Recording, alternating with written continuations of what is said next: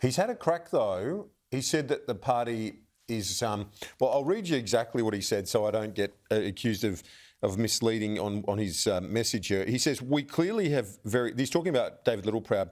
We clearly have very different views on what's the priority and the direction for the Nationals, he told the Australian newspaper. In my view, political parties without purpose soon disappear. I just think there's been a shift in terms of policy positions that is sold as discipline, but it's more about obedience. Our job is to win regional seats and represent those people and focus on their priorities, not win seats in the inner cities in Sydney, Melbourne and Brisbane.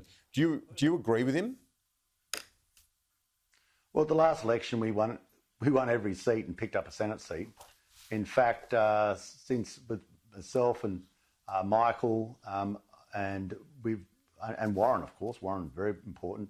I don't think we ever went backwards. We always picked up seats. So we have, if you gauge that as an indication of relevance, then the Nationals have been very relevant, are very relevant.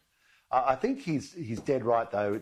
In that the relationship between the Nationals and the Liberals is not a marriage.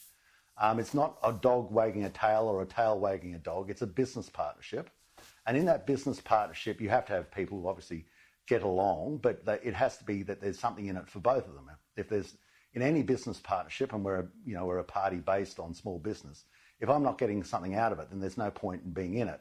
And if people see that you're not getting something out of it, then they'll leave you. And I no doubt we'll go to the sort of the 2050 issue. That was the decision of the National Party room at the time, but there was tens of billions of dollars in that deal. Tens of billions of dollars in that deal.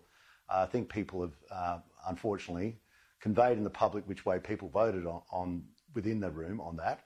But it's an issue that obviously vexed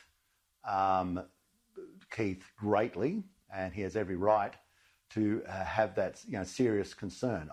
I genuinely believe that he is looking through the eyes of his nation and how... Do you need to pull back from that commitment now? Do you think you need to pull back from that commitment on net zero by 2050? It's a commitment that's been made, but of course I note that it's attached to a massive infrastructure deal that was there.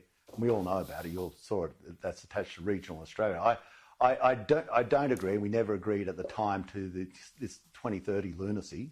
If you want to go down the path of intermittence, because that's the path we're on, then this economy is going to be driven into the dirt. Make no mistake about it. You don't have to listen to Boeing. You don't have to listen to CSIRO. But are you seeing the point of... You just have to listen to your power bill. Just have to listen to your power bill. Your power bill is showing you the truth. I want to just look at... The power bill is a fact. David Littleproud's approach to the coalition. Does he stand up enough for the Nats? Does he stand up enough for the regions? I think that the Nationals do stand up for the regions, and it's to be seen quite evidently the Nationals in the numbers that we have held. I mean, we have David lost. Littleproud? I mean, Andrew G has left. I think David's doing the best job he can. I think David's going as hard as he can. Obviously, everyone's very focused now on the coming election, but until Andrew G left, we hadn't lost. We hadn't gone backwards, and you can't really blame anybody when someone decides of their own volition just to change sides in the middle of the football game. I mean, that was Andrew G's decision. But I think it is a statement of fact that if you've got to stand up for regional people, or you just let them down. I don't know whether they go anywhere else, but you just let them down. And our constituents are the poorest. That's why we get so worked up about power prices, because the people who are going to get hurt the most are the poorest in the weatherboard nine, the poorest in the little regional communities and little regional villages. What about the LNP, and they're the people though? That they don't the LNP say, the LNP in Queensland, they say that they don't support nuclear. Jared Bligh, the Deputy Premier, yesterday said he doesn't support nuclear in Queensland. You've got Chris Afuli this morning saying it, Leah Finocchiaro saying it in the Northern Territory. What's your message to the CLP and the LNP, who should be, you would imagine, on the same page as you when it comes to nuclear energy? They're not. Well, then what you are, if you don't support it and you do want sort of the path to zero emissions, then you're going to drive your economy in Queensland and Northern Territory into the dirt. It's just not possible. You just can't go forward. As I've said before, and I hear Peter saying it, you cannot run a full-time economy on part-time power.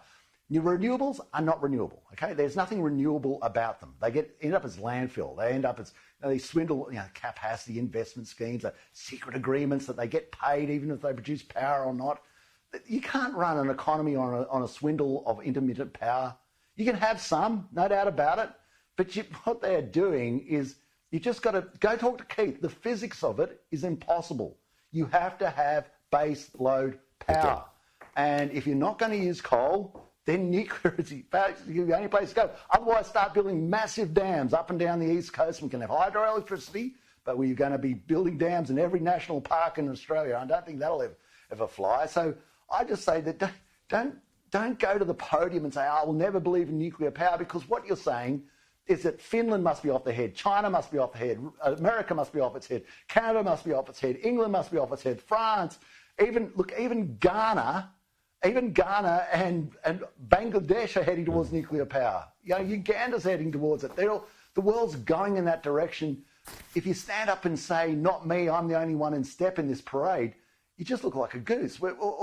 You've got to understand the world has moved on, and stopping nuclear power is a bit like banning mobile phones or banning fridges or, banning the car, because it's just where technology is, and we've got to catch up with the rest of the world. Otherwise, you will have nuclear power in the end. You can bet your life on it, but all the technology will be imported. And yet again, we'll look and see the huge mistake, the huge opportunity we lost for the biggest paying jobs, for a great industry, which Australia could have been at the forefront of. But oh no! And by the way, with the lady saying, that's a hyperbolic approach to what happens with our nuclear reactors. Well, we've got one bang smack in the middle of Sydney. There is a nuclear reactor in Australia. It's called Lucas Heights. It's in the geographic centre of Sydney. And though I might want to attain that some of the issues for some of the people and my political opponents might be attributable to that, it's not.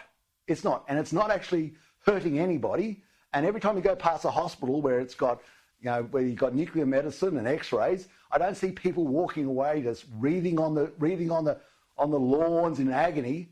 I mean, this is just rubbish. It's absolute rubbish, and shows Barnaby, the paucity of their argument and their lack of capacity to get anywhere. Barnaby, Joyce, all the best to you and your family for Christmas. Merry Christmas. Have a happy New Year. We'll see you all you people in a month or so. There's the epistle of St. Barnaby. Merry Christmas. Happy New Year too. We'll see you soon.